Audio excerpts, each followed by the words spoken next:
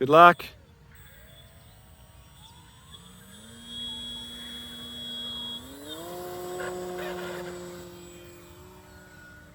Well, so far so good.